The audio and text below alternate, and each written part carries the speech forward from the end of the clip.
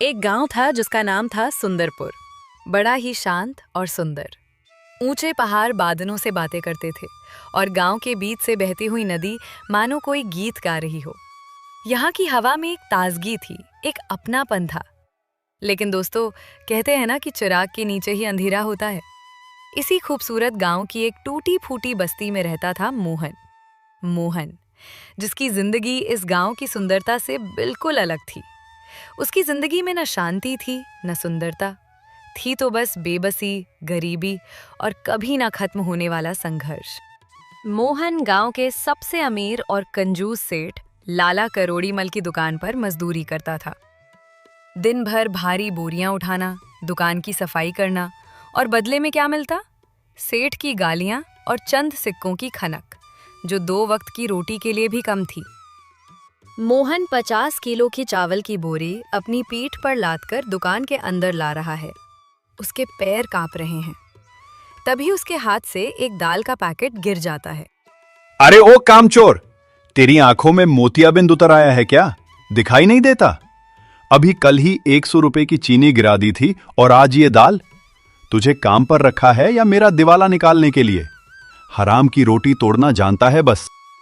मालिक, गलती हो गई। मैं बहुत थक गया था, कल रात से कुछ खाया नहीं है, इसलिए चक्कर आ गया। मेरे पगार में से काट लेना मालिक, पर अभी चिल्लाओ मत, ग्राहक क्या सोचेंगे। अरे वाह, अब तू मुझे सिखाएगा कि मेरी दुकान कैसे चलानी है। रात से कुछ खाया नहीं है तो इसमें मेरा क्या कसूर है? मैं यहां लंगर खोलकर बैठा हूं क्या? सुन ले कान खोलकर, इस महीने की पगार से 200 रुपए कटेंगे और अगर अब एक भी दाना गिरा तो धक्के मारकर बाहर निकाल दूंगा। मालिक, ऐसा मत करो, मेरा बेटा बीमार है, उसे दवा चाहिए। अगर आप पैसे काट लोगे तो मैं घर क्या लेकर जाऊंगा? मेरी पत्नी आस लगाए बैठी है। मुझ गरीब पर थोड़ी दया करो सेठ जी। दया? व्यापार में दया नहीं, मुनाफा देखा जाता है मोहन। जा, अब नाटक मत कर। वो पीछे गोदाम में जो 20 बोरियां पड़ी हैं, उन्हें ऊपर वाले कमरे में चढ़ा। जब तक काम खत्म नहीं होगा, घर नहीं जाएगा तू। मोहन का शरीर जवाब दे रहा था, लेकिन उसकी मजबूरी उसे रुकने नहीं देती थी। वो जानता था कि अगर आज काम नहीं किया तो रात को उसका चूल्हा ठंडा रह जाएगा। रात के अंधेरे में जब पूरा गांव मीठी नींद सो रहा था, तब मोहन अपने थके हुए शरीर और टूटे हुए हौसले के साथ अपनी झोपड़ी में पहुंचा। हे भगवान, तुम्हारी ये हालत क्या हो गई है जी? तुम्हारे तो कपड़े भी फट गए हैं और माथे पर चोट कैसे लगी? आज इतनी देर कैसे हो गई? मैं तो डर ही गई थी। सेठ ने आज फिर कुछ कहा क्या? राधा, आज तो ऐसा लगा जैसे मेरे प्राण ही निकल जाएंगे। सेठ इंसान नहीं, एक जल्लाद है। आज मुझसे थोड़ी सी दाल गिर गई तो उसने मुझे सारे ग्राहकों के सामने कुत्तों की तरह जलील किया। और तो और, उसने मेरी इस महीने की पगार से 200 रुपए काटने का फरमान सुना दिया है। राधा, मैं टूट चुका हूँ। मैं कैसा पिता हूँ? मेरा बेटा वहां बुखार से तप रहा है और मैं उसके लिए 2 रुपए की दवा भी नहीं ला सकता। मेरी जिंदगी तो नर्क बन गई है। जी, आप ऐसे हिम्मत हार जाएंगे तो हमारा क्या होगा? आप ही तो इस घर का इकलौता सहारा हैं। दुनिया वाले चाहे जो कहें, पर मैं जानती हूं कि मेरा पति कितनी मेहनत करता है। बच्चे को मैंने काढ़ा पिला दिया है, वो सो गया है। भगवान पर भरोसा रखिए, वो किसी के साथ अन्याय नहीं करता। जब रात सबसे ज्यादा अंधेरी होती है ना, तो समझ लेना सवेरा बहुत करीब है। कल का दिन जरूर कोई नई उम्मीद लेकर आएगा। काश तुम्हारा कहा सच हो जाए राधा, क्योंकि अब इस जिल्लत की जिंदगी से मैं आजिज आ चुका हूं। मुझे कोई ऐसा रास्ता चाहिए जो हमें इस गरीबी के दलदल से बाहर निकाल सके। कोई तो रास्ता। अगले दिन दोपहर के समय लाला करोड़ीमल ने मोहन को अपने घर महीने भर के राशन का सामान छोड़ने के लिए भेजा। मोहन अपनी पीठ पर बोरा लादे जब सेठ के घर पहुंचा, तो वहां का नजारा देखकर उसकी आंखें फटी की फटी रह गईं। बाहर की झुलसाती धूप के विपरीत अंदर एक अलग ही दुनिया थी। मम्मी, बहुत जोर की भूख लगी है, जल्दी लाओ ना, मेरा फेवरेट कार्टून शुरू होने वाला है। मुझे कुछ टेस्टी खाना है। बस आ गई बेटा, लो तुम्हारी फेवरेट मैगी, तुम्हारी मम्मी ने सिर्फ 2 मिनट में बना दी है। खाओ और बताओ कैसी बनी है। मोहन छिपकर दरवाजे के पीछे से देखता है। बच्चे उस पीले रंग के घुंघराले नूडल्स को कांटे से बड़े चाव से खा रहे हैं। उसमें से उठने वाली मसालों की शानदार खुशबू मोहन की नाक तक पहुंचती है। उसके पेट में भूख से चूहे कूदने लगते हैं। हे भगवान, ये क्या जादुई चीज है, पीली पीली लंबी सवैयां जैसी। और मालकिन ने अभी क्या कहा, सिर्फ 2 मिनट में बन गई। हमारे घर में तो सूखी दाल गलने में ही पूरा 1 घंटा लग जाता है और लकड़ी का धुआं अलग आंखें फोड़ता है। और ये बच्चे इसे कितनी खुशी से उंगलियां चाट चाट कर खा रहे हैं। अमीर लोग इसे मैगी कहते हैं। मैंने सेठ की दुकान पर ऐसे रंग बिरंगे पैकेट देखे तो हैं, पर कभी ध्यान नहीं दिया था। मोहन सामान फर्श पर रखकर दबे पांव रसोई के पास जाता है। वहां कूड़ेदान में मैगी के 3 खाली पैकेट पड़े थे। मोहन डरते डरते एक पैकेट उठा लेता है और उस पर छपी तस्वीर को बहुत गौर से देखता है। 2 मिनट नूडल्स, इसका मतलब अगर कोई मुसाफिर भूखा हो तो उसे ढाबे पर घंटों इंतजार नहीं करना पड़ेगा। अगर ये चीज इतनी जल्दी बनती है और इसकी खुशबू इतनी लाजवाब है कि सेठ के बिगड़े हुए बच्चे भी इसे खुशी से खा रहे हैं, तो क्या हमारे गांव के लोग इसे नहीं खाएंगे? अगर कोई इसे सस्ते में बेचे तो? तभी सेठ की पत्नी रसोई से बाहर आती है और उसे देख लेती है। ए मोहन, वहाँ कोने में छुपकर क्या कर रहा है बे? चोरी चकारी करने की नियत है क्या तेरी? सामान रख दिया ना, अब सीधा बाहर निकल यहाँ से। अपने गंदे पैरों से मेरा पूरा फर्श खराब कर दिया तूने। नहीं नहीं मालकिन, बस सामान रख रहा था, मैं जा रहा हूँ। मोहन और राधा जमीन पर बैठे सूखी रोटी खा रहे हैं।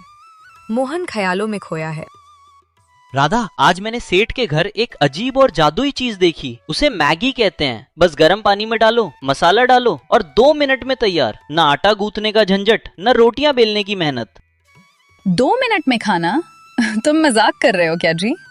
ऐसा कौन सा खाना है जो इतनी जल्दी पक जाए? और वो तो अमीर लोग खाते होंगे, हम गरीबों के किस काम का? यही तो बात है राधा, अमीर खाते हैं इसलिए तो गरीब भी खाना चाहेंगे। आज पूरा दिन मैं यही सोचता रहा, अगर मैं लाला की गुलामी छोड़कर गांव के बस स्टैंड पर इस मैगी का ठेला लगाऊं तो? सोचो, जो मुसाफिर भूखे होते हैं उन्हें अगर 5 मिनट में गर्म खाना मिल जाए तो वो क्यों नहीं खाएंगे? लेकिन जी, लाला की नौकरी छोड़ दोगे? फिर घर कैसे चलेगा? और ठेला लगाने के लिए पैसे कहाँ से आएंगे? अगर किसी ने नहीं खरीदा तो हम तो सड़क पर आ जाएंगे। हमें अपनी औकात में रहना चाहिए। औकात तो लाला रोज याद दिलाता है राधा। गालियां खाता हूँ, जानवरों की तरह काम करता हूँ, फिर भी हम भूखे मर रहे हैं। मैं अब और नहीं सह सकता, रिस्क तो लेना पड़ेगा। मेरे पास पिछले महीने के थोड़े पैसे बचे हैं और मैं लाला से अपना हिसाब मांग लूंगा। मुझे भरोसा है ये 2 मिनट मैगी सब खाएंगे। अगर तुम साथ दोगी तो राधा सब बदल देगी। क्या तुम मेरा साथ दोगी ना? अगर तुमने ठान ही लिया है तो मैं पीछे नहीं हटूंगी। तुम आगे बढ़ो, मैं तुम्हारे साथ हूँ। अगले दिन की सुबह मोहन के लिए किसी त्योहार से कम नहीं थी। उसने वो कर दिखाया जिसकी लाला करोड़ीमल ने अपने सपने में कभी कल्पना भी नहीं की थी। उसने अपनी गुलामी की जंजीरें तोड़ने का फैसला कर लिया था। सेठ जी, मुझे मेरा अब तक का सारा हिसाब दे दीजिए। मैं आज के बाद आपके यहाँ काम करने नहीं आऊंगा। मैंने फैसला कर लिया है। तेरा दिमाग खराब हो गया है क्या बे? या भांग खाकर आया है? तू मेरे यहाँ काम छोड़ेगा? जा, चला जा। मुझे तेरे जैसे 100 मजदूर सड़क पर पड़े मिल जाएंगे। लेकिन एक बात याद रखना मोहन, जब तू और तेरा परिवार भूख से तड़पेगा ना और सड़क पर कटोरा लेकर भीख मांगेगा, तब तू नाक रगड़ते हुए इसी दुकान की चौखट पर वापस आएगा। ये ले तेरी बची खुची आधी पगार।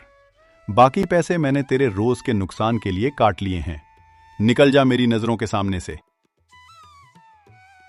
मोहन उन थोड़े से पैसों से कबाड़ी वाले से एक पुराना टूटा हुआ लकड़ी का ठेला खरीदता है।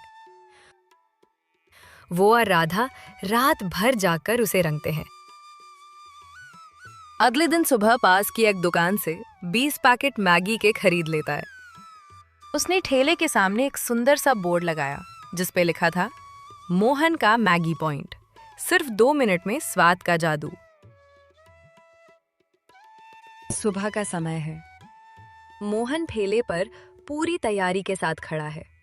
चूल्हा जल रहा है, मैगी उबर रही है और उसमें से बहुत ही शानदार खुशबू उड़ रही है। लेकिन गांव के लोग उसे बहुत ही अजीब और शक्की नजरों से देख रहे हैं।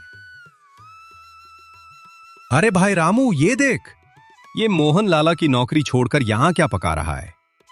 ये तो बिल्कुल पीले केंचुओं और कीलों जैसा दिख रहा है। राम राम राम। हाँ यार, पता नहीं क्या शहर की नई बीमारी उठा लाया है हमारे गांव में। अपनी घर की शुद्ध रोटी सब्जी और समोसे कचौड़ी छोड़कर ये विदेशी मेंढक का खाना कौन बेवकूफ़ खाएगा। चलो चलो भाई, यहाँ से चलो, कहीं धर्म भ्रष्ट न हो जाए। मोहन उनकी बातें सुनकर थोड़ा उदास होता है, पर फिर जोर से आवाज लगाता है। आओ भाई आओ, शहर का मशहूर और सबसे स्वादिष्ट खाना, गर्मा गर्म मसालेदार मैगी। एक बार खाओगे तो बार बार खाने आओगे। सिर्फ 10 रुपए में अपनी भूख मिटाओ।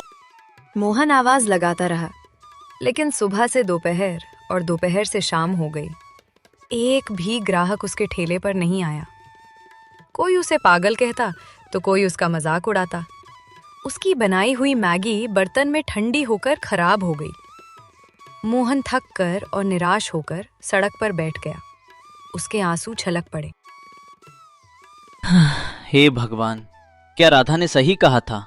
गांव के लोग कोई भी नई चीज आसानी से नहीं अपनाते। सब मेरा मजाक उड़ा रहे हैं।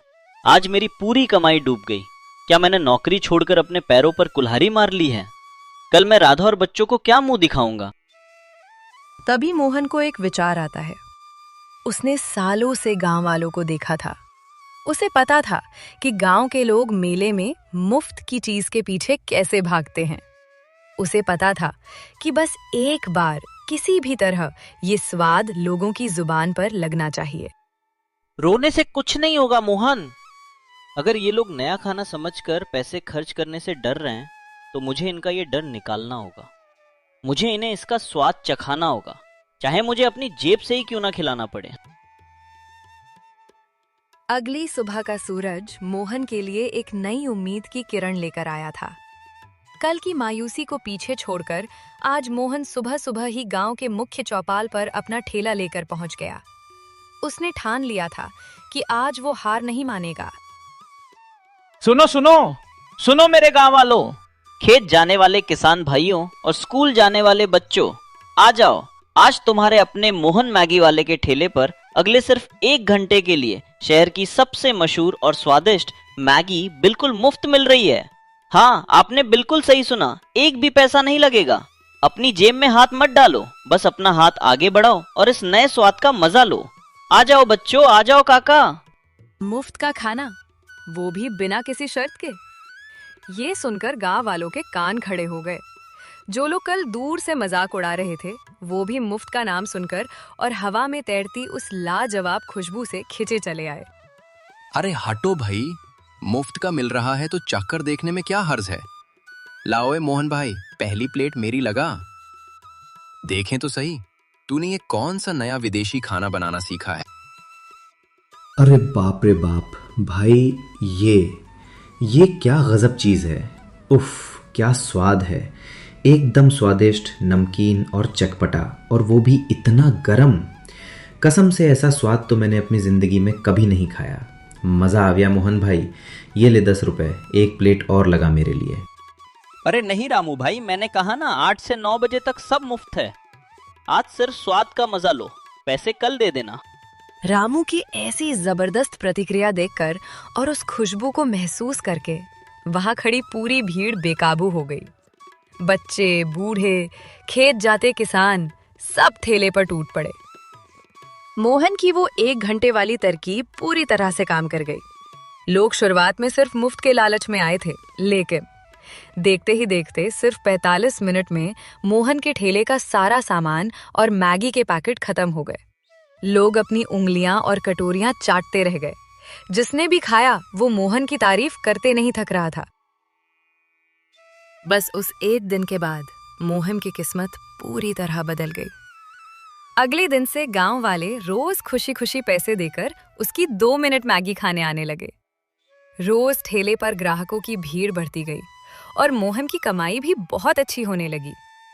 उसकी एक छोटी सी समझदारी और हिम्मत ने उसकी गरीबी को हमेशा के लिए खत्म कर दिया था और अब वो अपने परिवार के साथ एक खुशहाल जिंदगी जीने लगा।